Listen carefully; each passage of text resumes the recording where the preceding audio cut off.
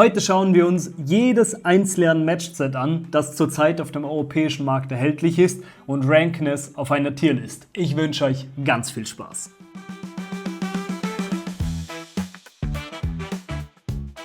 Zum jetzigen Zeitpunkt sind 21 Sets auf dem europäischen Markt erhältlich. Wenn ihr meine Meinung zu einem bestimmten Set wissen wollt, unten in der Beschreibung findet ihr Timestamps, da könnt ihr einfach zum jeweiligen Set springen. Das heißt, dieses Video richtet sich nicht nur an Fans der Serie, sondern auch an Einsteiger, die vielleicht einfach eine kleine Kaufberatung wollen und einfach wissen möchten, hey, was ist denn überhaupt ein cooles Set? Und die schauen wir uns jetzt an. Wenn meine Meinung von eurer abweicht, ja, dann liegt ihr einfach falsch, weil diese Liste ist objektiv und absolut richtig und völlig unfehlbar. Und wenn ihr eine andere Meinung habt, dann müsst ihr halt leider gehen. Spaß beiseite. Das ist natürlich eine super subjektive Kiste. Wenn ihr eine andere Meinung habt, dann bitte teilt sie mir in den Kommentaren mit. Ich gehe liebend gerne mit euch in den Austausch und überzeuge euch dann davon, warum ich recht habe. Gut, legen wir mal los. Battles of Legends Volume 1. Ja, Battles of Legends Volume 1 ist direkt schon ein richtig starkes Set. Die wussten ab Tag 1, was sie hier tun. Ihr habt in diesem Set Medusa, Alice in Wonderland, Sindbad der Räuber und König Arthur. 3 von diesen 4 Charakteren sind wirklich gut. Medusa ist bis heute eine der stärksten Charaktere, die ihr in diesem Spiel spielen könnt. Alice hat eine richtig coole Mechanik, wo sie zwischen klein und groß wechseln kann. Sindbad der Räuber wird immer mächtiger. Das heißt, gegen Ende so einer Partie, wenn er möglichst viele Karten in seinem Ablagestapel hat, dann kann sich der über das ganze Feld bewegen. Ja, und König Arthur ist ein bisschen in die Jahre gekommen. Also König Arthur hat nie so zu 100% funktioniert. Ich habe immer das Gefühl, dass wenn man den heute gestalten würde, würde man seine Ability ein bisschen anders machen. Aber dafür hat er einen der coolsten Sidekicks. König Arthur kämpft nicht alleine, er hat noch Merlin an seiner Seite. Und das ist einer der stärksten Sidekicks, den es in diesem Spiel gibt. Generell würde ich sagen, hier sind 3 coole Charakter drin und einen, der halt so mitschwimmt. Gleichzeitig ist aber halt auch das älteste Set. Also alle Charaktere, die hier drin sind, sind in ihren Mechaniken relativ simpel. Da ist nichts großartig Besonderes, aber auch jetzt nicht irgendetwas großartig Negatives mehr drin. Ich schwanke zwischen richtig nice und solides Ding. Ich würde sagen, ich pack's jetzt für den Anfang einfach mal in solides Ding. Okay. Denn ich will mir noch ein bisschen Luft nach oben bewahren. Vielleicht verschiebe ich das Ganze im Nachhinein. Also da ist jetzt noch nichts in Stein gemeißelt. Zum nächsten Set. Robin Hood vs. Bigfoot. Für das Set habe ich einfach einen unglaublichen Softspot. Ich liebe dieses Set, weil wenn ich einen neuen Spieler in diese Serie reinbringen möchte, dann hole ich gerne Robin Hood gegen Bigfoot raus. Robin Hood und Bigfoot fühlen sich beide super thematisch an. Bigfoot stürmt aus den Wäldern, haut euch ordentlich auf den Schädel und verschwindet dann wieder. Hat dann zusätzlich noch mit dem Wolpertinger einen richtig coolen, extrem starken Sidekick, also auch so ein mythologisches Wesen. Kennt ihr vielleicht, der Hase mit dem Hirschgeweih. Robin Hood auf der anderen Seite ist ein richtig guter Fernkämpfer. Er hat seine 3 Merrymen, also seine, nennen wir es einfach Räuber, Banditen, wie auch immer. Und die könnt ihr wie eine Art Schutzwall um ihn herum aufstellen, sodass ihr die Wege, die zu ihm führen, abschneiden könnt. Also wie Wegelagerer. Und Robin Hood befindet sich dann in den Wäldern dahinter und schießt mit Pfeil und Bogen. Das sind einfach 2 richtig gut designte, leicht zu verstehende, flüssig zu spielende Charaktere. Und Robin Hood vs. Bigfoot macht einfach immer wieder Freude. Außerdem ist auch die Bigfoot-Figur bis heute eine meiner absoluten Lieblingsfiguren. Die ist hochwertig, Ende nie. Und merkt euch das auch mal, denn es ist nicht so, als wäre die Qualität der Figuren über die Jahre gestiegen oder gleich geblieben. So ehrlich muss man sein. Robin Hood vs. Bigfoot kommt eindeutig in die richtig nice Kategorie. Weiter geht's mit einem der wenigen Sets, das ich nicht in meinem Besitz habe. Und da kann ich gleich schon mal sagen, das Ding kommt in überteuertes Sammlerstück. Denn Bruce Lee ist einer der wenigen Charaktere, die in einem Set erschienen sind, wo nur ein Charakter drin ist. Normalerweise habt ihr 2, 3 oder 4 Charaktere in den Sets. Es gibt zum jetzigen Zeitpunkt nur 2 Sets, wo nur ein Charakter drin ist. Und ja, nur ein Charakter, da ist auch keine Map drin. Das heißt, das ist die einzige echte Erweiterung, die es für Unmatched wirklich gibt, denn alleine ist es halt nicht spielbar. Das Problem ist auch, das Bruce Lee Set wird nicht mehr produziert, das heißt, ihr bekommt das nur für völlig unverschämte Preise auf irgendwelchen Flohmarkt-, Sekundärmarktseiten. Bruce Lee selber ist ein cooler Charakter, der hat viele kleine, schwache Angriffe, der kann aber sich zusätzliche Aktionen in seinen Zug reinholen. Normalerweise habt ihr nur 2 Aktionen. Bewegen, angreifen oder angreifen oder bewegen, Effektkarte spielen, sowas. Bruce Lee hat jede Menge Karten, die ihm zusätzliche Aktionen geben. Und so ist es in der Regel die Strategie mit Bruce Lee. Man geht zum Gegner hin mit einer vollen Hand von Karten und dann spielt man Combo, Combo, Combo, Combo, Combo, Combo. Praktisch mehr oder weniger seine ganze Hand in einem Zug und macht dann viele kleine Kung-Fu-Schläge. Und das macht super Spaß, aber für den verlangten Preis von knapp 100 bis 200 € auf dem Sekundärmarkt kann man das halt nicht empfehlen.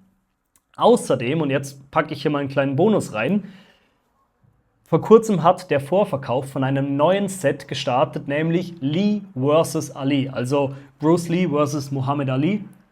Und das gab es bisher noch nicht, dass ein Charakter re-released wurde. Denn es wird einen weiteren Charakter geben, der ebenfalls in die Kategorie überteuertes Sammlerstück kommt.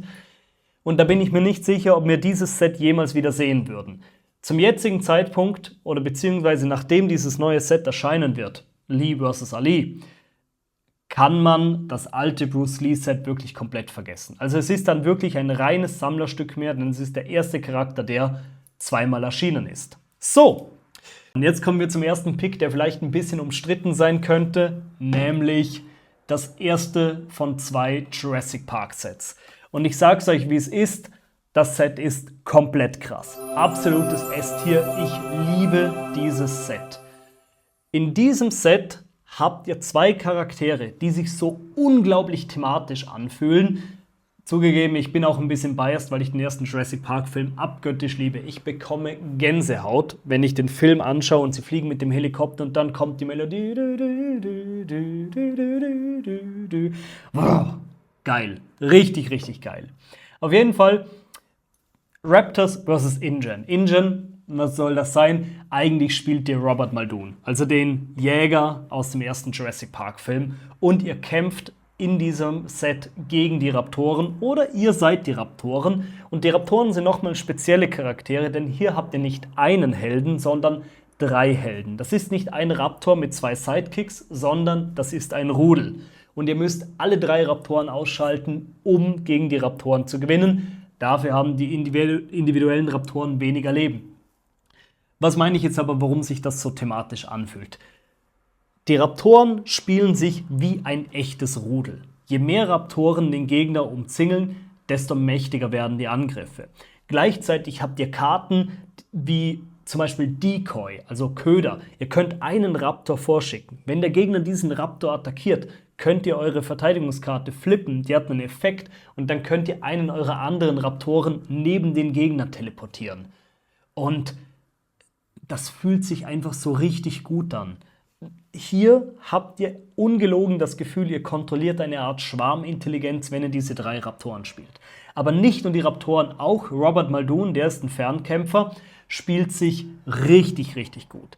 Der ist ein Jäger, der Fallen auf der Karte platzieren kann. Und wie bei einer Art Treibjagd hat er Warnschüsse, wenn er auf den Gegner feuert, dass ihr danach die gegnerische Figur bewegen könnt, und ihn in die Falle locken könnt. Dann habt ihr noch zusätzlich diese InGen-Worker, also Angestellte von ihm praktisch, ja, Parkangestellte aus dem Jurassic Park, die dann auch dabei helfen können, den Weg abzuschneiden, um eben diese Raptoren oder was auch immer ihr jagt, in die Enge zu drängen.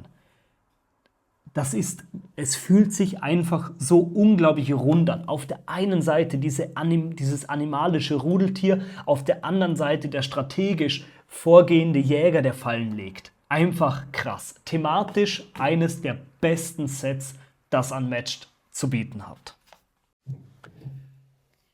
Und weiter geht's mit einem absoluten Fan-Favorite, Cobble and Fork.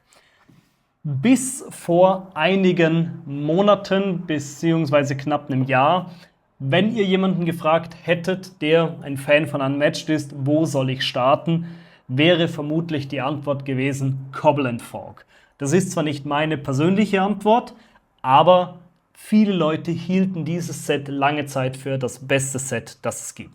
Und ich verstehe auch warum. Die Charaktere sind hier super kreativ. Dr. Jekyll and Mr. Hyde, The Invisible Man, Sherlock Holmes und Dracula. Alles so ein bisschen Horror, Noir, Detektiv, England. Also stellt euch so eine industrielle oder vielleicht auch viktorianische englische Stadt vor und dann all diese Charaktere. Toll. Ein super rundes thematisches Set. Dracula fällt so ein bisschen raus, alle anderen cool.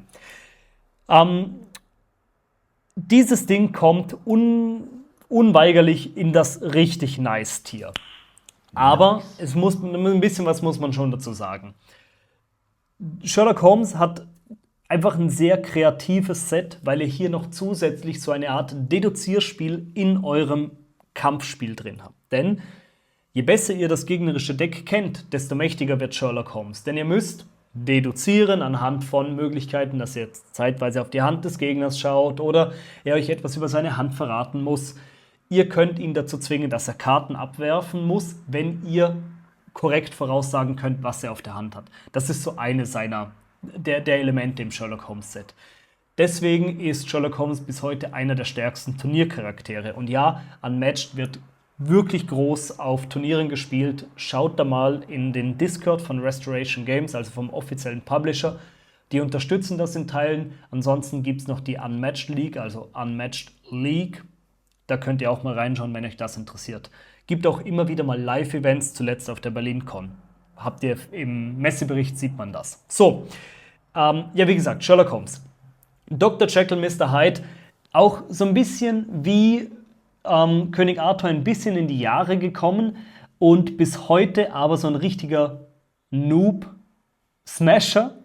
Also wenn ihr gegen jemanden spielt, der noch nicht so bewandert ist, den man Unmatched die Mechanik noch nicht so ganz versteht, dann könnt ihr mit Dr. Jekyll, Mr. Hyde richtig unschöne Spiele führen. Wenn man die Schwächen dieses Charakters kennt, lassen sie sich leicht ausnützen, aber ansonsten ist es ein toller Charakter, der zwar nicht besonders stark ist, aber echt sehr thematisch. Dann The Invisible Man. Mittlerweile gibt es mehr Charaktere, die diese Fähigkeit haben.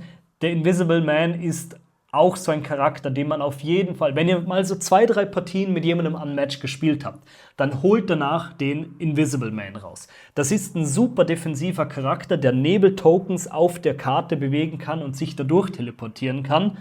Und dann hat er einfach noch eine Karte, nennt sich Vanish, verschwinden, und dann nehmt ihr die Figur einfach vom Spielbrett und sagt, ich bin jetzt einfach verschwunden. Und der Gegner muss dann seinen Zug komplett verschwenden oder kann ihn fürs Setup heranziehen. Das ist halt voll geil. Das ist so ein völlig unerwarteter Effekt. Ja, und dann gibt es noch Dracula. Ich muss sagen, für einen Vampir fühlt sich Dracula irgendwie komisch an. Der hat noch so Vampirschwestern, die er kontrollieren kann. Und er hat ein paar Effekte, dass er den Gegner nicht wirklich hypnotisiert. Aber in diese Richtung gehen so die Karten. Außerdem, seine stärkste Karte ist die Beast-Form, da verwandelt er sich in einen Wolf.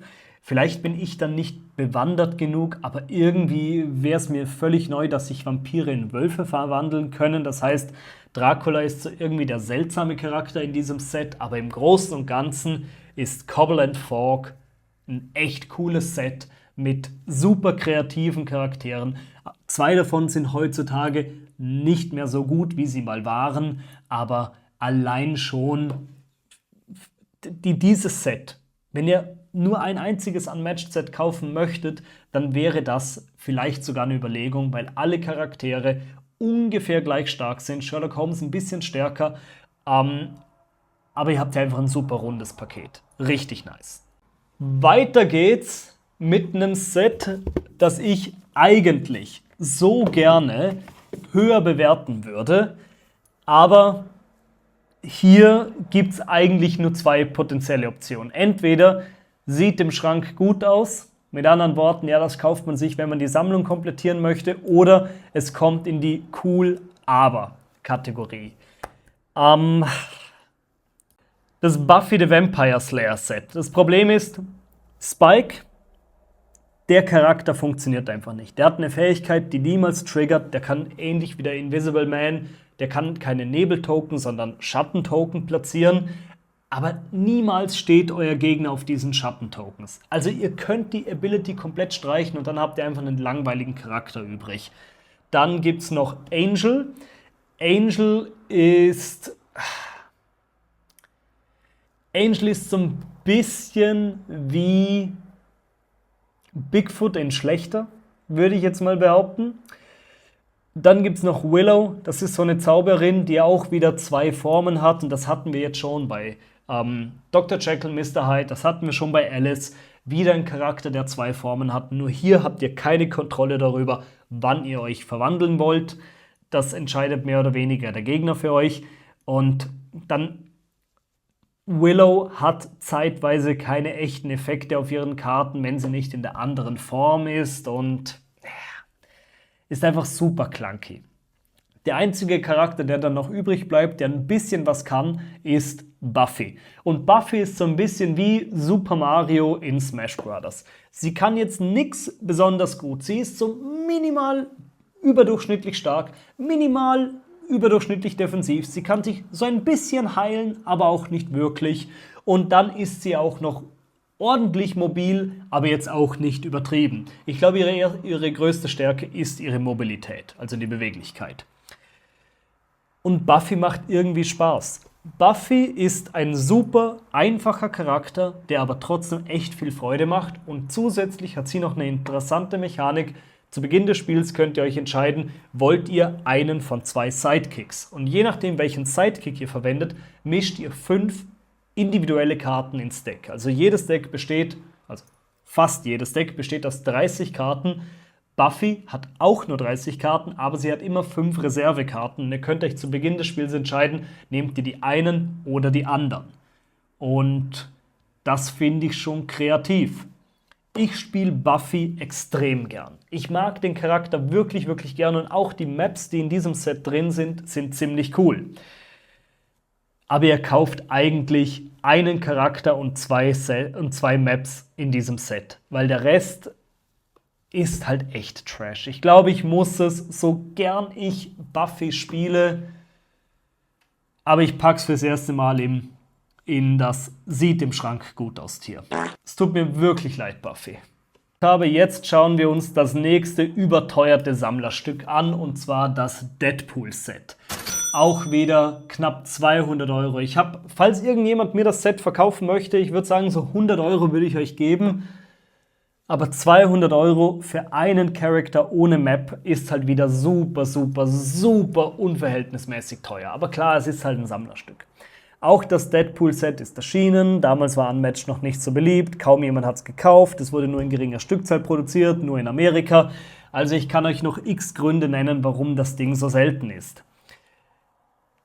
Noch eine Besonderheit, ich habe ja vorhin schon mal die Turnierszene erwähnt, Deadpool kann nicht auf Turnieren gespielt werden, weil der Charakter ein Joke-Charakter ist. Der Meta-Witz ist, Restoration Games wollte Deadpool kein eigenes Set geben, also hat er sein eigenes Deck gezeichnet. Und deswegen sind seine Karten komplett broken oder absoluter Müll. Ein Deck besteht ja aus 30 Karten, haben wir vorhin schon erklärt. Normalerweise habt ihr so zwischen, ich würde sagen, 11 und 13, 14 verschiedenen individuellen Karten und die teilweise in mehrfacher Ausführung. Deadpool hat 30 verschiedene Karten. Das heißt, das Deck ist komplett inconsistent. Ihr könnt nicht wirklich damit rechnen, irgendwie eine Karte zu ziehen. Ihr könnt nicht wirklich eine Strategie fahren. Ihr müsst immer damit arbeiten, was euch jetzt eben zugespielt wird. Und die Karten sind teilweise komplett übertrieben stark, weil sich Deadpool einfach dachte, hahaha, ich gebe mir eine super starke Karte. Aber teilweise sind sie auch echt einfach nur Riesen-Trash oder Blödsinn. Also irgendwie eine Karte, die macht, glaube ich, 2 Schaden, aber wenn ihr BAM schreit, dann macht sie 5 Schaden. Also es ist halt ein Joke-Charakter. Überteuertes Sammlerstück. Was anderes kann man über das Deadpool-Set leider nicht sagen. Aber viele positive Worte kann man über das Rotkäppchen gegen Beowulf-Set verlieren. Zum einen fangen wir mal ausnahmsweise hier an mit der Map. Denn im Rotkäppchen vs. Beowulf-Set habt ihr, ich nenne es jetzt einfach mal das Häuschen der Hexe, einfach so eine Hütte im Wald. Und da ist eine coole Mechanik, da gibt es Türen, die ihr öffnen und schließen könnt. Normalerweise kann man mit den Maps nicht großartig interagieren. Es gibt ein paar Karten, da gibt es Geheimgänge. In den Marvel-Sets, zu denen wir gleich einmal kommen, gibt es Items, die ihr verwenden könnt, aber die verwendet nie jemand, beziehungsweise man spielt die Sets meistens ohne diese Items. Die Türenmechanik, die gab es einmal und dann nie wieder. Und die fand ich eigentlich cool, weil man die Karte so ein bisschen manipulieren kann. Und ich finde es cool, wenn sich ein Kampffeld weiterentwickeln kann. Das war ein Punkt. Beowulf ist so ein Charakter mit so einer Ressourcenmechanik, der baut Wut auf und ihr könnt diese Wut wieder ausgeben, um eure Angriffe stärker zu machen. Soweit so uninteressant. Rotkäppchen hingegen ist einer der coolsten, kreativsten Charaktere, die es in der gesamten Unmatched-Reihe gibt. Und ich würde sagen, sie allein macht dieses Set worth it, für mich persönlich. Es gibt auf Rotkäppchens Karten kleine Symbole. Zusätzlich zu all den weiteren Symbolen, die es auf der Karte gibt. Und wenn ihr es schafft, die Karten in der richtigen Reihenfolge zu spielen, also es gibt Schwerter, es gibt solche Blumen und es gibt Felle. Und manche Karten verlangen, dass die zuletzt gespielte Karte ein Dolchsymbol hat oder ein Fellsymbol hat. Und wenn ihr es schafft, die Karten in der richtigen Reihenfolge zu spielen, könnt ihr extrem mächtige Effekte triggern. Und das ist halt so ein bisschen ein Spiel im Spiel. Ich mag einfach dieses kombohafte, planerische Vorgehen, das man mit Rotkäppchen haben muss, um den Charakter wirklich effektiv spielen zu können. Das ist richtig cool. Nice. So, jetzt kommt was. Jetzt kommt echt das nächste komplett krass Set. Battles of Legends Volume 2. Ihr habt hier Yenenga, einen Charakter aus der afrikanischen Mythologie, ist so ein halbhistorischer, halbmythologischer Charakter aus Nie ohne Seife waschen, so Westafrika, so in diesem Bereich. Dann haben wir Sun Wukong aus Journey to the West. Dann haben wir Bloody Mary und einer meiner persönlichen Favoriten, Achilles aus den homerischen Epen. Ich habe klassische Archäologie und antike Geschichte studiert. Ich habe einen Softspot für historische Charaktere. Yenenga, ich habe erst vor kurzem, also diese afrikanische Heldin, ich war erst vor ein paar Monaten in einem Museum und habe eine richtig gute Ausstellung zu Helden gesehen. Und als dort Yenenga ihre Erwähnung gefunden hat, ist mein Herz einfach höher geschlagen. Ist eine sehr, sehr schöne Geschichte. Das wäre mal was. Wirklich Disney. Wenn ihr starke Frauencharaktere schreiben wollt, dann lasst den Blödsinn, den ihr da mit Mulan in dieser Realverfilmung macht, lasst auch das ganze Race-Swapping, um ein bisschen Diversity reinzubringen, verfilmt Yenenga. Ihr habt einen dunkelhäutigen Schwarzen, einen afrikanischen Charakter, der richtig gut geschrieben ist, auch noch eine Frau, eine tolle Geschichte, hat einfach einen echten, starken, weiblichen Charakter. Die Vorlage ist da. Wenn ihr echte Diversität leben wollt, dann nehmt doch mal eine mythologische Gestalt aus der afrikanischen Mythologie auf. Das wäre halt mal echte Inklusion, Leute. Deswegen, Yenenga ist ein toller Charakter. Lest euch mal in die Story ein, die ist wirklich toll. Aber auch kämpferisch, spielerisch. Yenenga ist eine Bogenschützin, die aber teilweise auch in den Nahkampf gehen möchte und dann richtig bösartigen Schaden drücken kann. Außerdem hat sie noch 2 weitere Bogenschützen, die sie unterstützen, und sie kann Schaden von sich auf diese Bogenschützen abladen. Dadurch ist sie einer der mächtigsten Charaktere überhaupt. Sun Wukong hat verschiedene Transformationen und kann Klone erschaffen. die dann auf dem Spielfeld herumlaufen. Auch ganz cool, weil er ständig kleine Sidekicks kreiert. Bloody Mary, auch ein super interessanter Charakter. Bei ihr ist es der Kniff, dass alles mit 3 zu tun hat, weil Bloody Mary, Bloody Mary, Bloody Mary.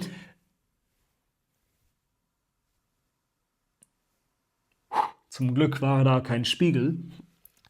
Hier ist der Kniff, dass ihr anstatt mit 5 bis 7 Handkarten, was die meisten Charaktere machen, weil das ist eure maximale Handkartenzahl und ihr wollt ja so viele Karten wie möglich auf der Hand haben.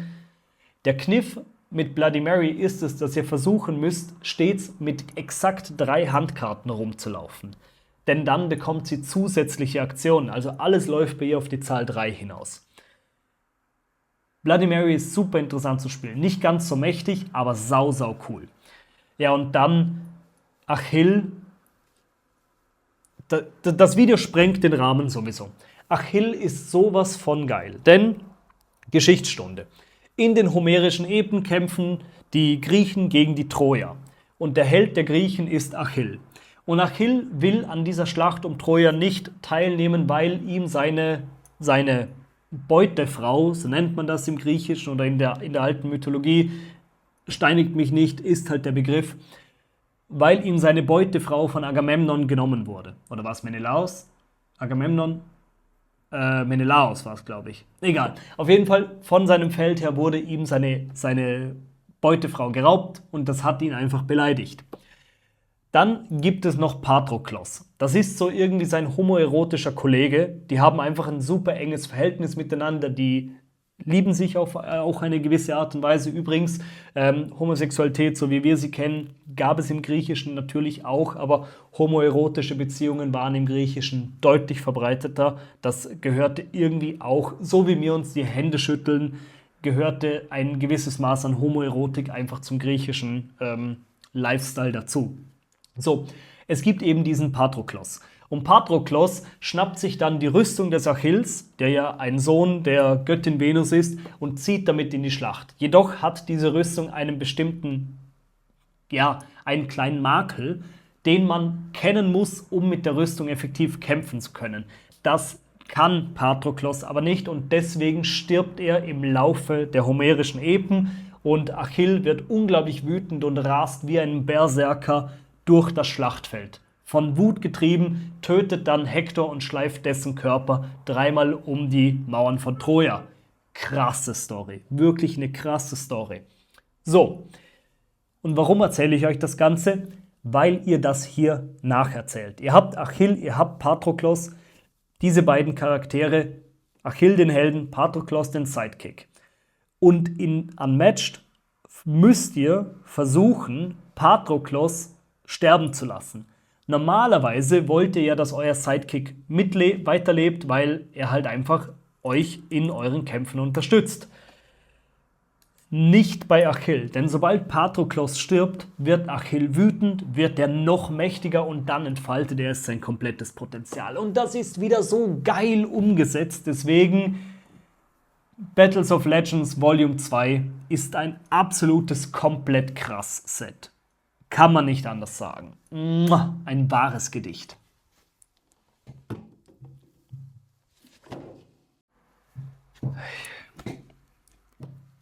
Weiter geht's mit dem ersten Marvel-Set, nämlich mit Redemption Row. Hier habt ihr das erste 3-Charakter-Set. 3-Charakter-Sets sind relativ selten, das sind meistens die Marvel-Sets, glaube ich. Und hier würde ich sagen, ja, das ist Ist es ein solides Ding oder ist es richtig nice?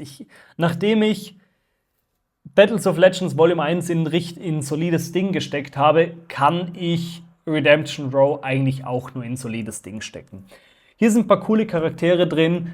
Der Ghost Rider hat auch eine der geilsten Miniaturen, die es in allen Unmatched Games gibt. Richtig, richtig gut. Ist auch deswegen, weil dieses Set hier ist nicht von Yellow, von dem europäischen Publisher produziert, sondern von Restoration Games. Das ist ein amerikanisches Set, was ich jetzt hier habe. Merkt man einfach den qualitativen Unterschied der Figuren wieder mal.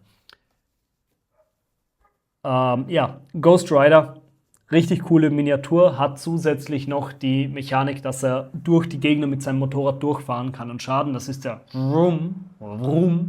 der Brumm-Brumm-Playstyle.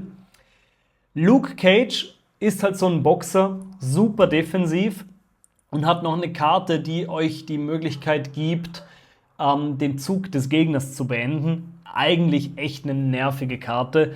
Und dann gibt es Moon Knight, der kann zwischen 3 Formen wechseln. Moon Knight, Mr. Knight und Khonshu. Ich persönlich, ja doch, es ist ein solides Ding. Ich kann damit aber, oder packe ich es sogar in Cool Aber. Ja, ich glaube, ich packe es in Cool Aber. Dieses Set ist echt mal ordentlich abgerauscht jetzt gerade. Ja, ich glaube, ich packe es in Cool Aber. Es hat halt auch noch den Marvel-Malus, weil es gibt so viele Marvel-Sets. Boah, echt schwierig. Ich finde halt keinen der Charakteren großartig interessant. Nee, es tut mir leid. Das ist ein cool, aber eigentlich mag ich darin nicht wirklich sehr viel. Wow, da habe ich jetzt auch nicht gerechnet, dass ich das so negativ bewerten werde, aber naja. So, jetzt noch ein Set, dann mache ich eine kurze Pause. Ich habe nämlich langsam Durst. Hoppala, verkehrt. Das zweite Jurassic Park Set. Und jetzt muss ich euch doch mal kurz was zeigen. Das hier ist die Bigfoot-Figur. Das ist eh schon eine der größeren Miniaturen. Das hier ist die T-Rex-Miniatur. Das Ding ist einfach gigantisch. Die T-Rex-Miniatur ist der einzige Large Fighter, den es in der Unmatched-Reihe gibt. Das haben sie einmal gemacht und danach nie wieder. Es gibt ein paar spielmechanische Probleme, die es mit diesen großen Charakteren gibt, weil es einfach das Design der Maps etwas einschränkt.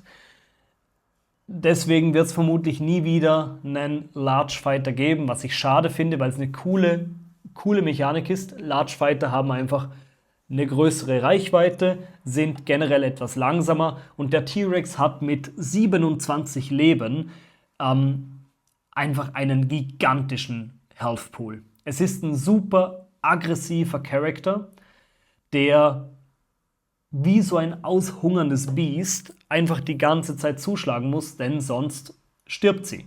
Also sie verliert einfach konstant Leben. Und warum sage ich sie? Weil in Jurassic Park alle Dinosaurier weiblich sind. Also die haben sie ja genetisch verändert, dass alle Dinosaurier weiblich sind, damit sie sich eben nicht fortpflanzen können. Deswegen ist der T-Rex sowie auch die Raptoren kanonisch alle weiblich. So, Dr. Sattler ist ein recht interessanter Charakter. Sie kann solche Insight-Tokens, also Erkenntnis-Tokens verteilen und wenn genügend Erkenntnis-Tokens verteilt sind, kann sie extrem starke Angriffe machen und sich auch ganz massiv hochheilen. Sie ist auch wieder eher so ein strategischer Charakter, aber ganz ehrlich, man holt sich dieses Set wegen des T-Rex. Und da würde ich sagen, ist es komplett krass oder ist es richtig nice? Ich würde sagen, das hier ist ja doch komplett krass. Es ist komplett krass, denn es ist das einzige Set mit einem Large Fighter. Allein dafür ist es schon was Besonderes. Die Figur ist super hochwertig, wunderschön. Der Charakter ist einzigartig, mächtig, macht Spaß zu spielen. Es gibt jedes Mal einen Oha, was? Moment, wenn ihr diesen Fighter zum ersten Mal auspackt. Und das Spielfeld ist die Szene aus Jurassic Park, wo der T-Rex aus seinem Gehege ausbricht und dann liegt dort dieses Tourauto von eben dem Jurassic Park. Ja, ist schon komplett krass. Ist schon komplett krass. Okay, machen wir weiter mit der nächsten Kiste.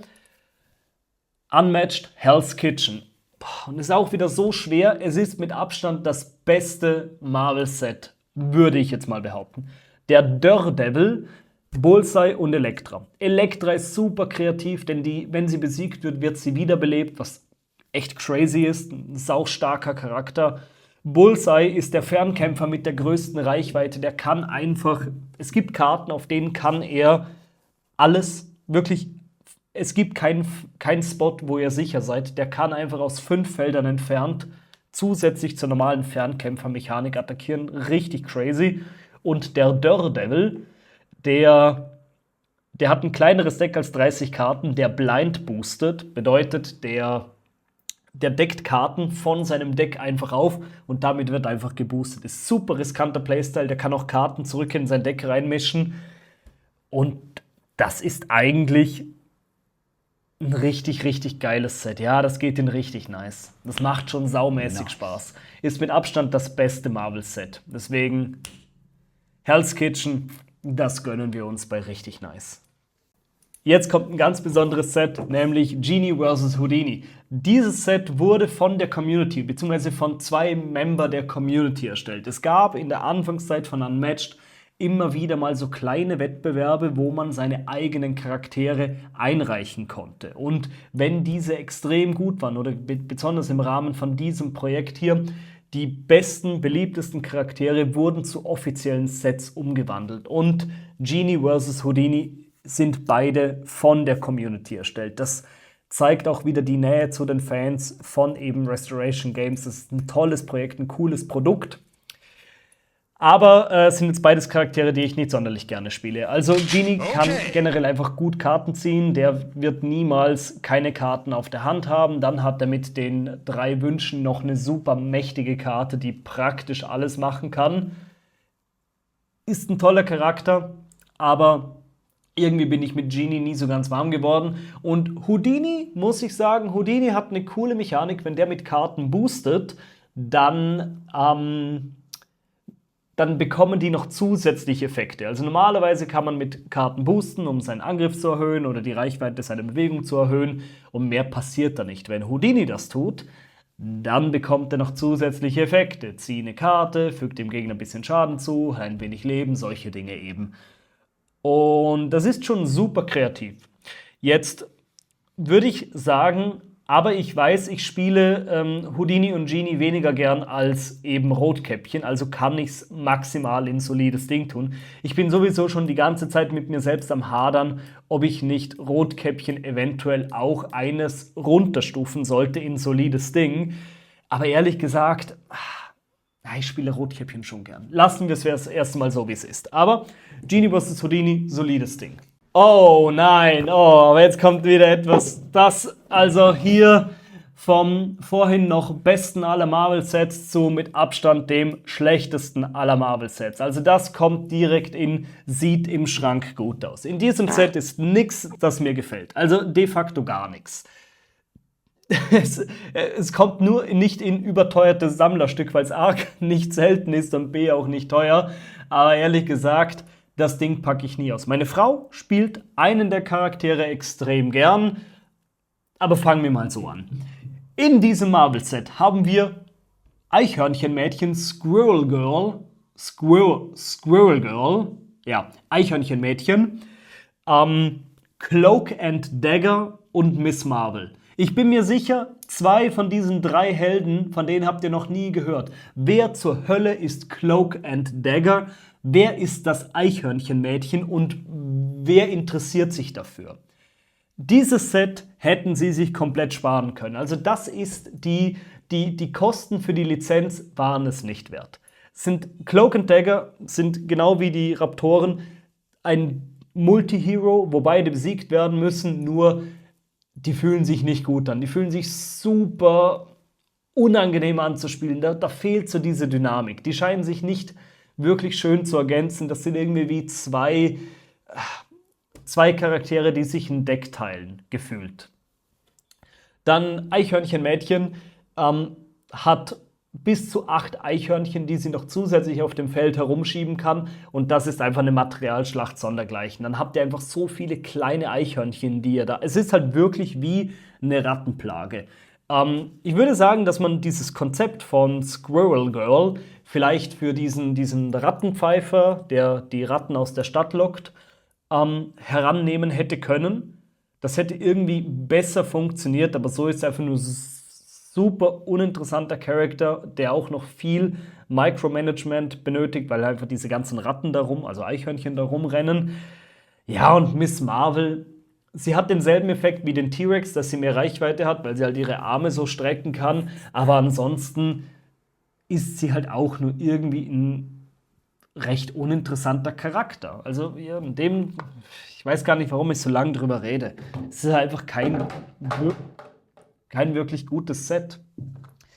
Und weiter geht's mit Unmatched for King and Country. Da würde ich sagen, solides Ding. Ja, das ist ein solides Ding. Und jetzt bin ich, wenn ich mir das so anschaue, bin ich auch zufrieden mit meinem Placement von Rotkäppchen, weil Rotkäppchen doch schon deutlich cooler ist als das, was wir hier drin haben. Oder schiebe ich es vielleicht sogar in cool, aber. Also wir haben hier Black Widow, wir haben Black Panther und wir haben Black Soldier. Nein, Winter Soldier. Black Panther hat eine coole Mechanik. Der kann gegnerische Karten klauen und damit boosten. Das ist ganz cool. Black Widow ist nervig. Also so zum Spielen, die hat solche Missionen, da muss man sich auf bestimmten Feldern auf dem Spielbrett befinden. Und das ist halt irgendwie, da fühlt man sich in seiner Bewegung ein bisschen gezwungen. Und Winter Soldier hat quasi so eine gespaltene Persönlichkeit. Also wenn er zum Winter Soldier oder zu Bucky wird, funktioniert aber eigentlich gut. Gleichzeitig, es ist halt kein Set, was ich wirklich häufig auspacke. Ja, das ist cool, aber irgendwie bin ich mit keinem der Charakter wirklich warm geworden. Und dann gibt es noch den Marvel-Malus und dann sind wir bei cool, aber tut mir wirklich leid. Da gibt es wirklich nicht viel Spannendes über das Set zu sagen. Man merkt ja schon, wie ich über Sets schwärmen kann. Aber wenn ich es halt wenig spiele und recht uninteressant finde, dann, naja, muss es eben dorthin. Und wir machen direkt weiter mit dem nächsten Marvel-Set und das ist auch ein weiteres Cool-Aber-Set. Irgendwie habe ich bei diesen ganzen Marvel-Sets das Gefühl, ja, die haben einfach zu viel produziert. Die Charaktere sind nicht 100% ausgereift. Also ich würde sagen, Teen Spirit hätte man sich sparen können, dann Luke Cage hätte man sich sparen können, Black Widow hätte man sich sparen können und zugegeben auch der Spudermann hätte man sich sparen können oder von mir aus auch She-Hulk, keine Ahnung. Das hätte man auf 3 oder 4 Sets runter reduzieren können, das mussten nicht 5 sein. Aber gut, jetzt sind wir bei Brains and Brawn. Hier sind die Charakter einfach unbalanced, finde ich persönlich. She-Hulk ist super mächtig und hat einfach ein paar Karten, bei denen es sich nicht gut anfühlt, dagegen zu verlieren. Sie hat Karten, wenn sie genügend Schaden drückt, dann musst du einfach 2 deiner Handkarten abwerfen. Das fühlt sich nicht gut an. Dann kann sie endlos Auto-Damage machen. Also normalerweise macht ihr hier ja Schaden, indem ihr Effektkarten spielt oder indem ihr gegeneinander kämpft. Und so habt ihr immer die Chance, dem Schaden auszuweichen, indem ihr korrekt blockt, so ein bisschen die gegnerische Karte erahnen könnt. Ihre Spezialfähigkeit erlaubt es ihr, zu Beginn der Runde eine Handkarte abzuwerfen und dann dem Gegner Schaden entsprechend des Boost-Values zu machen. Sie hat jetzt nicht die höchsten Boost-Values, das höchste, was sie hat, ist eine 3, aber so eine Karte hat sie nur einmal im Deck, ansonsten hat sie nur 2 und 1. Aber es ist halt doch trotzdem super lästig, wenn ihr euch zu Beginn der Runde mit ihr in einer Zone befindet, dann kann es einfach sein, dass sie euch eine Karte an den Kopf wirft und dann nehmt ihr halt einfach mal 2 Schaden und das bevor ihr Zug wirklich begonnen hat. Klar, man kann dann einfach versuchen zu verhindern, dass man in ihrer Zone steht. Das ist so die Strategie, wie man eben gegen She-Hulk vorgehen kann. Aber irgendwie, da sind einfach Karten drin, gegen die man nicht gerne spielt. Dann Doctor Strange hat das Potenzial, Infinite zu gehen. Also der kann auch sein Deck immer wieder reinschaffeln, was auf dem Ablagestapel ist. Da würde ich sagen, das ist einfach ein bisschen ein Designfehler. Also da hätte man sich irgendwie überlegen müssen, hey, wie können wir verhindern, dass der Typ praktisch unendlich lebt. Mit Doctor Strange passiert es, dass man super gut einfach wegrennen kann, sich heilen kann und sein Deck immer wieder reinschaffeln kann. Das ist halt das ist Unfun. Das macht keinen Spaß, so gegen den Gegner zu verlieren, weil er halt nur wegrennt und einfach schaut, dass ihr dadurch verliert, weil euer Deck leer ist. Ein schlechtes Gefühl. Und dann haben wir noch den Spudermann. Ja, und der Spudermann fühlt sich einfach nicht an wie der Spudermann. Ich kann es nicht ganz beschreiben, aber Spider-Man, da habe ich das Gefühl, sie hatten irgendwie ein Konzept für den Charakter und dann die Lizenz für Spider-Man und das haben sie einfach zusammen fusioniert. Aber das fühlt sich nicht ausgereift an. Die Karten, die da drin sind, da ist mir ein bisschen zu wenig Web-Shooting. Ich könnte mir auch gut vorstellen für Spider-Man, es gibt nämlich im Battles of Legends Volume 2 gibt es so Doppelangriffskarten, die waren einzigartig für das Set, sind aber richtig cool. Das hätte man bei Spider-Man einbauen können oder vielleicht bei Bruce Lee auch dass er schnell zuschlägt. Aber irgendwie fühlt sich Spider-Man einfach nicht an wie Spider-Man. Seine Fähigkeit mit dem Spinnensinn, da muss euch der Gegner im Vorhinein sagen, was der aufgedruckte Wert seiner Karte ist. So könnt ihr immer eine gute Verteidigung wählen, aber irgendwie, ja, das ist, wie gesagt, ich glaube, es gibt kaum einen Charakter, der sich so unthematisch anfühlt wie Spider-Man. Es tut mir mega leid, aber ich weiß einfach, was möglich ist. Wir haben ja die Raptoren, wir haben T-Rex, wir haben Bigfoot, wir haben Rotkäppchen, den Invisible Man, also da oben, auch im nächsthöheren Tier, Houdini oder vor allem Achill. Die fühlen sich thematisch so treffend umgesetzt an. Ja, und da ist der Spudermann dann einfach halt nur irgendwie meh. Sorry, Spudermann. Aber mein Beileid für deine Oma oder Tante. Ja, jetzt wird's absolut krass. Hier könnten wir sogar ein eigenes Tier aufmachen. Keine Debatte. Unmatched Tales to Amaze bzw. Unmatched Adventures. Tales to Amaze ist mit Abstand das beste Set, das es zum jetzigen Zeitpunkt zu kaufen gibt, wenn ihr in die Unmatched-Welt einsteigen möchtet. Lizenzprodukte sind immer cool, aber man muss halt irgendwie auch Fan davon sein, dass man damit groß was anfangen kann. Das ist ein lizenzfreies Set. Und neben dem klassischen kompetitiven Modus, den wir jetzt hier besprochen haben, also dass ihr gegeneinander kämpft, habt ihr hier noch zusätzlich einen mit allen Sets kompatiblen kooperativen Modus.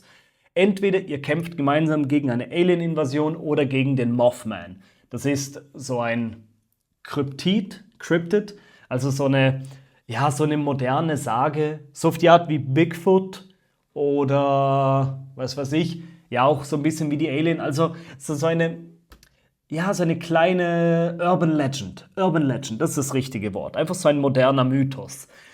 Und dann haben die auch noch ein paar kleine Minions, eine riesige Tarantel, den Jersey Devil, also noch weiter solche Cryptids, gegen die ihr hier antretet.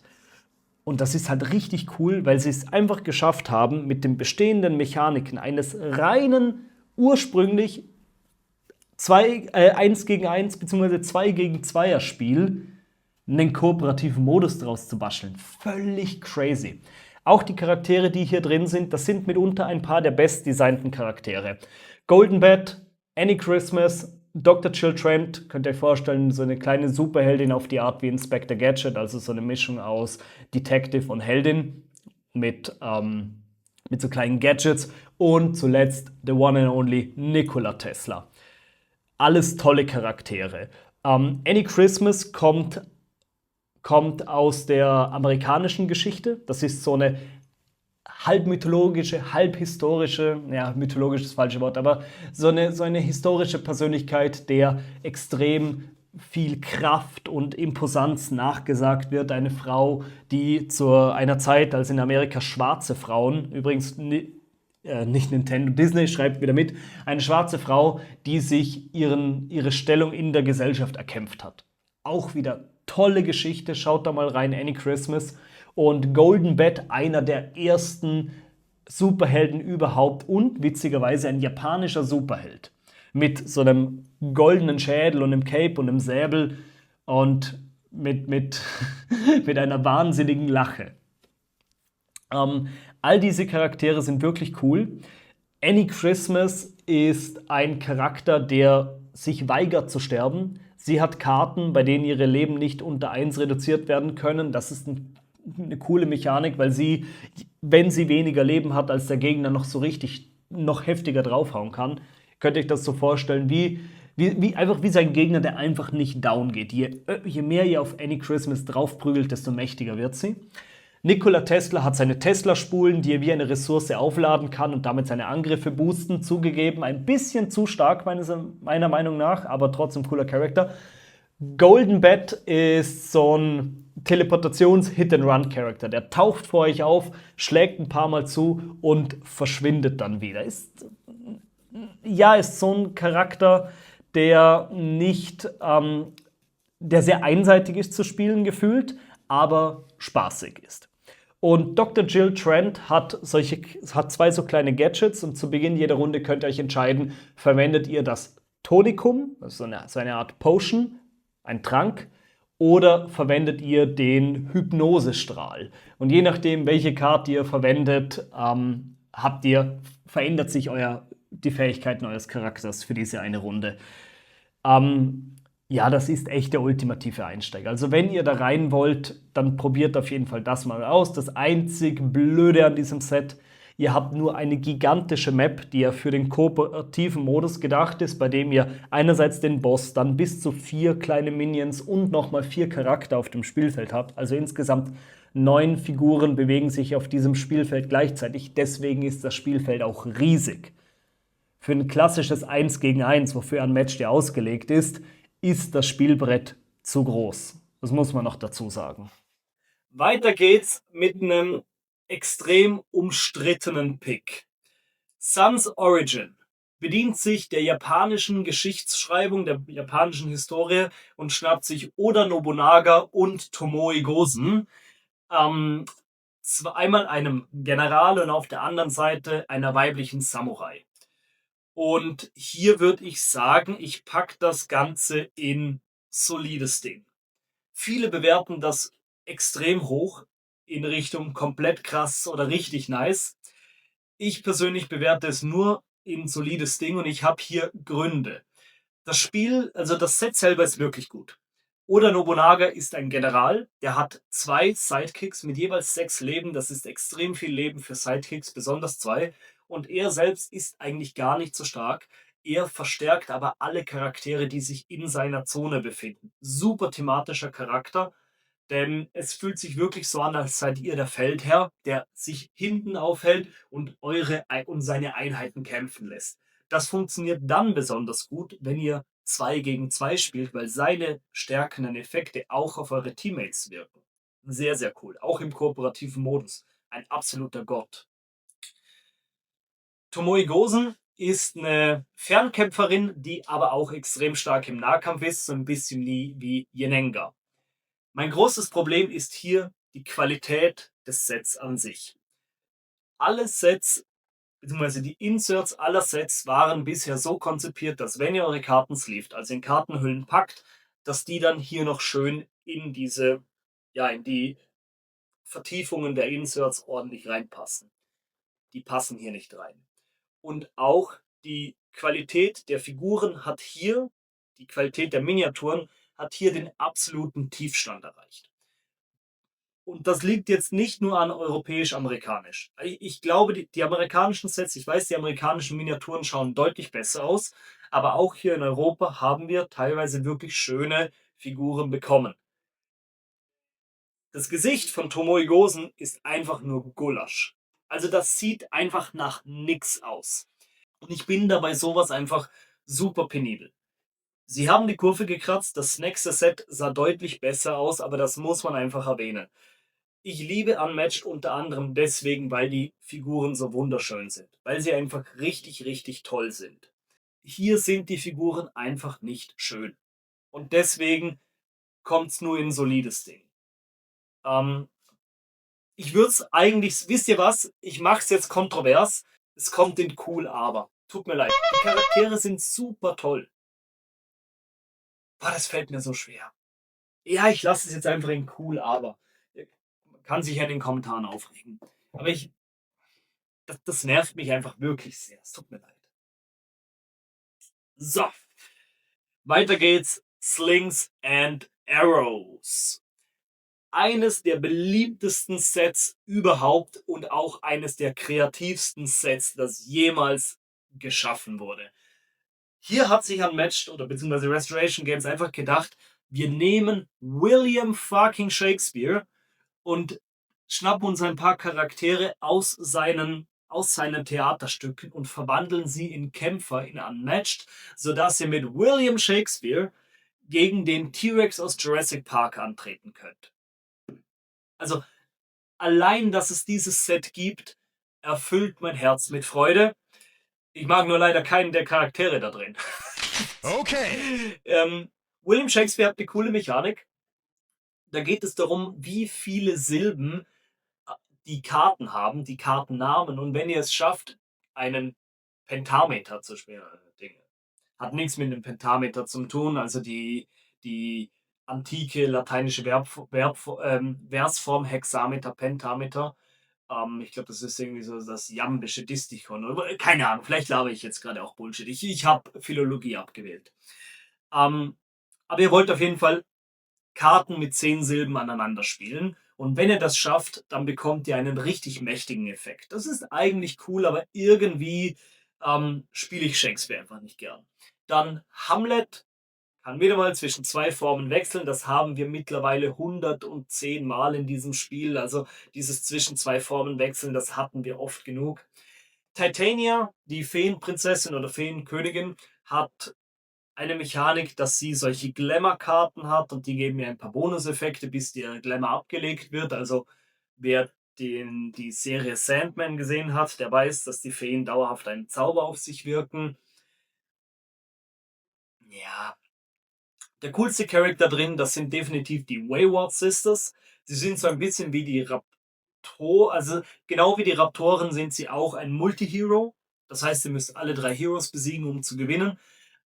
Ihre Mechaniken sind dann doch aber eher ähnlich wie Rotkäppchen. Und hier haben wir auch wieder, ihr habt Symbole auf den Karten und ihr habt einen Hexenkessel und ihr müsst, ich kann den Hexenkessel mal holen. Ihr habt den Hexenkessel und darauf sind Rezepte und vielleicht irgendwie ein Spiel, wo man das vergleichen kann. Ja, mir fällt eines ein, Whirling Witchcraft, auch so ein kleines Hexenspiel. Wenn ihr die richtigen Zutatenkombinationen habt, könnt ihr Zauber wirken. Das ist ein cooler Charakter. Ein wirklich, wirklich toller Charakter. Aber irgendwie bin ich mit dem Shakespeare-Set nie so ganz warm geworden. Mir sind die Charaktere auch einfach ein bisschen zu komplex ist jetzt auch das falsche Wort, aber es ist einfach ein bisschen viel. Das ist einfach ein bisschen viel. Aber im Großen und Ganzen ist Slings and Arrow wirklich ein cooles Set, aber dann doch leider für mich persönlich nur ein solides Ding. Auch wenn die Map da drin, das Globe Theater, also das Theater, in dem Shakespeare immer seine Stücke aufgeführt hat, eine richtig coole Map ist. So, muss man schon sagen. Aber ist trotzdem leider nur ein solides Ding. Tut mir leid. So, jetzt bewerten wir mal 2 Sets gleichzeitig, denn die Witcher-Sets sind beide zeitgleich erschienen. Die Marvel-Sets, die wurden gestückelt, immer wieder auf den Markt gebracht. Da kamen einfach 2 Sets gleichzeitig raus. Ja, und was soll ich sagen? Ich mag beide wirklich sehr gern. Ich würde sagen, Steel and Silver ist richtig nice und Realms Fall ist ein solides Ding. Okay. Warum? Steel and Silver ist einfach angenehm simpel.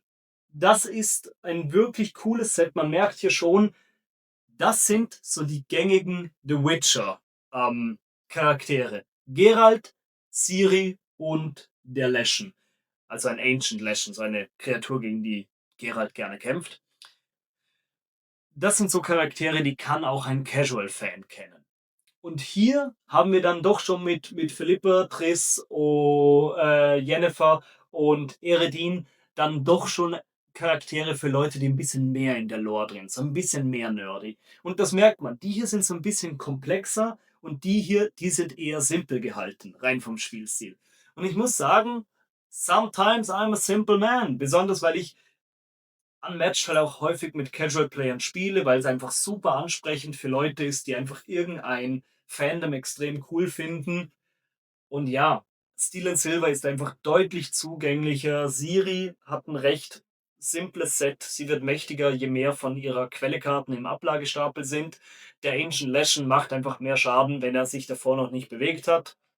Und Geralt ist insofern cool, weil er eine einzigartige Mechanik hat. Er kann am Anfang, wie auch im Videospiel, sich vorbereiten. Er hat ähnlich wie heißt die gute nochmal, Buffy, Karten, die er in das Deck rein und rauslocken kann zu Beginn. Und das mag ich einfach, so dieses diese Preparation, das sich vorbereiten. Geralt ist so ein bisschen wie, ja, Geralt und Buffy spielen sich beide auch ein bisschen so ähnlich in der Vorbereitung. Sie haben einen ähnlichen Vibe und deswegen mag ich die beiden auch gern. So, und Realms Fall, Eredin, hier sind wie gesagt so ein bisschen komplexere Charaktere. Ich bin auch nicht der größte Witcher-Fan. Ich habe es mehr oder weniger auch der Kom ja, der Vollständigkeit halber gekauft. Aber die Charaktere hier drin, die sind schon wirklich cool designt. Und ich würde sagen, Realms Fall kann ich so ziemlich mit Slings and Arrow auf eine Stufe stellen. Vielleicht noch kurz, ja, er hat eben die wilde Jagd. Sie kann die ganze Zeit Karten nachziehen. Also wenn man zu wenig Karten hat, kann man mit ihr ständig wieder auf, ich glaube, 4 Karten aufziehen. Und die beiden, Triss und Yennefer, verwenden beide dasselbe Deck, sind aber zwei Charaktere. Also hier haben wir gerade den umgekehrten Fall wie bei Geralt. Anstatt dass ihr die Karten austauscht, tauscht ihr hier den Helden aus. Mein kleines Problem, das sind halt alles Zauberer. Also Zauberinnen, Magierinnen, Hexen, wie auch immer. Und die fühlen sich einfach vom Vibe her sehr, sehr ähnlich an. Also für mich fühlt sich das hier irgendwie an, obwohl hier 4 Charakter drin sind, wie ein Zwei-Figuren-Set, weil ich bin nicht so tief im Fandom drin. Philippa, Triss, Yennefer, ja, sind halt alles Zauberinnen. Toll. Und dann habe ich eben noch den Anführer der wilden Jagd. Also für mich sind das gefühlt 2 Charaktere in einem Set mit 4. Deswegen ist es nur ein solides Ding. Aber es ist immer noch sehr, sehr cool. So, und jetzt zum letzten Set, das ich noch gespielt habe, nämlich Battles of Legends Volume 3. Hier tue ich mir halt schwer, weil ich hier jeden einzelnen Charakter nur einmal gespielt habe. Und so von meinem Ersteindruck würde ich sagen, das schlägt in eine ähnliche Kerbe wie eben Slings and Arrows. Die Charaktere sind für meinen Geschmack auch wieder ein bisschen zu komplex. Ich finde Loki einen unglaublich lästigen Charakter, um dagegen zu spielen. Also die Mechanik, dass er euch Karten in die Hand gibt, die ihr eigentlich nicht spielen wollt, weil er dadurch mächtiger wird, extrem nervig, da muss man wirklich aufpassen. Dann Pandora. Als History-Nerd müsste ich sie eigentlich lieben, aber ich finde jetzt die Plagen aus der Büchse der Pandora jetzt auch nur so minder interessant. Blackbeard, der Pirat, ist wiederum ein richtig cooler Charakter. Er hat so eine Schatztruhe und ihr könnt praktisch Effekte mit dem Gold aus eurer Truhe bezahlen. Und der Gegner kann aber auch Gold in eure Truhe packen, um die Effekte wieder weniger mächtig zu machen. Das ist so ein schönes Back and Forth. Eigentlich, klar, eigentlich eine Ressourcenmechanik, nur dass der Gegner auch noch einen Einfluss auf die Ressourcen hat. Und als riesen One-Piece-Fan muss ich sagen, Piraten sind halt toll. Und dann gibt es eben noch den Chupacabra. Und der Chupacabra, das ist wieder so ein Kryptid, so ein Fabelwesen, das ist ein gutes Wort, ein Fabelwesen aus der mexikanischen Mythologie. Und man sagt, dass dieses Viech Ziegen aussaugt, wie eine Art Vampir. Nur, dass es eben so eine Mischung aus Vampir und Hund ist und dass er eben Ziegen jagt. Deswegen Chupacabra, das ist der Ziegenlutscher, der Ziegensauger, sowas. Und ich habe es noch zu wenig gespielt. Ich packe es jetzt vorübergehend einfach mal in ein solides Ding. Ich finde, das ist ein guter Spot fürs Erste, könnte aber potenziell zu richtig nice aufsteigen. Aber dadurch, dass ich meine Charaktere lieber ein bisschen simpler mag als extrem komplex, würde ich sagen, ich glaube, da ist es ganz gut aufgehoben. Ja, ich habe hier unten noch ein paar Sets. Die Ninja Turtles Erweiterung, das ist auch so eine kompetitive Version. Das ist ein Kickstarter, das kommt noch dieses Jahr an, da freue ich mich. Hellboy, das wird das nächste Ein-Character-Set, das werde ich mir dieses Mal auf jeden Fall holen. Ich warte nicht wieder darauf, dass ich das dann auf eBay für 200 € kaufen muss. Auf Hellboy, das könnte interessant werden. Ich habe den Hellboy-Film früher echt gemocht, auch wenn ich nie wirklich verstanden habe, was das eigentlich sein soll. Und dann haben wir noch Stars and Stripes. Da haben wir dann Charaktere aus der eher rezenten amerikanischen Geschichte und teils auch Mythologie. Da muss ich sagen, das wird schon auch richtig cool. Stars and Stripes wird, glaube ich, auch ein tolles Set. Am meisten freue ich mich jetzt aber auf die Ninja Turtles und, was auch cool ist, in diesem Set, die Bosse, also den Mothman und die Alien-Invasion, die kann man selber nicht spielen im kompetitiven Modus. Das sind einfach nur Bosse im kooperativen Modus. Im neuen Unmatched Adventures mit den Teenage Mutant Ninja Turtles gibt es so ein kleines Bonusset, wo die Bossgegner, also Krang und Shredder, zusätzlich noch ein Deck bekommen und spielbare Charaktere werden. Mega geil. Finde ich einfach super. Ja, so. Okidoki. Schauen wir uns jetzt mal die Tierlist an, ob ich jetzt da doch noch irgendetwas umstellen möchte. Komplett krass, Tales to Amaze, Jurassic Park, Raptors vs. InGen, Battles of Legends, Volume 2 und Jurassic Park, T-Rex. Ich würde sagen, den T-Rex kann man auf richtig nice runterstufen. Es ist zwar ein cooler Charakter, aber ich glaube, den bringen wir doch noch eine Stufe weiter runter. Dann haben wir bei richtig nice Robin Hood gegen Bigfoot, Hell's Kitchen, Cumberland Falk, Little Red und Beowulf und dann auch noch The Witcher, Steel and Silver. Wie gesagt, Little Red ist so ein bisschen ein Wackelkandidat. Und auch bei Hell's Kitchen, wobei die sind. Hell's Kitchen wandert runter zu solides Ding. Und ich glaube.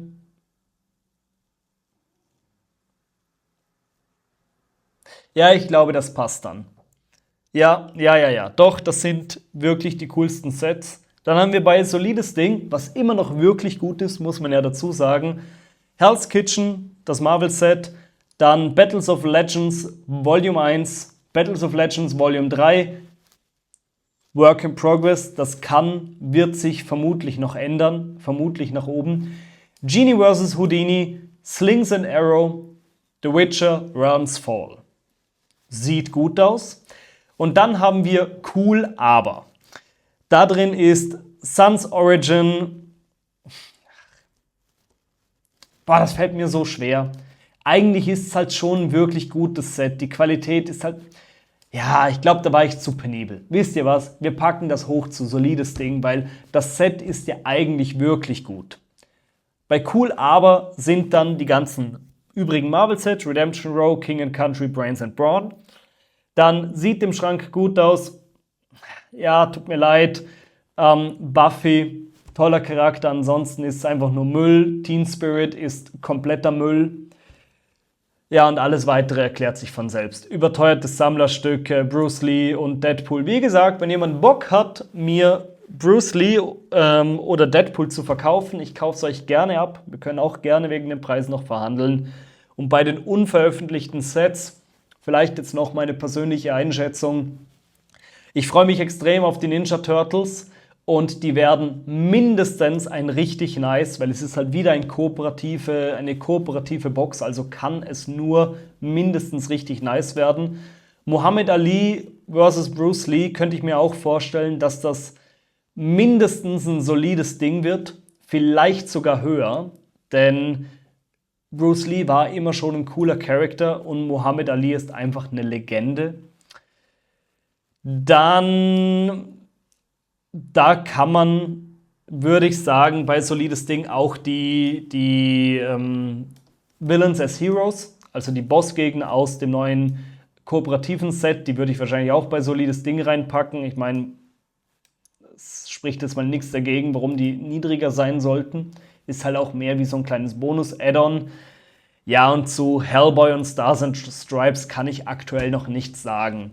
Wisst ihr, bei den Turtles, da wurden zumindest die Mechaniken schon mal veröffentlicht. Da kann ich mir schon vorstellen, wie sich die Charaktere spielen. Aber bei Hellboy und Stars and Stripes wissen wir zum jetzigen Zeitpunkt noch gar nichts. So, das war die Tierlist. War ein super langes Video, aber ich hoffe, es hat euch gefallen. Lasst mir eure Meinung unten in den Kommentaren. Und dann würde ich sagen, wir sehen uns gerne im nächsten Video wieder. Bis dahin, euer Osso. Peace.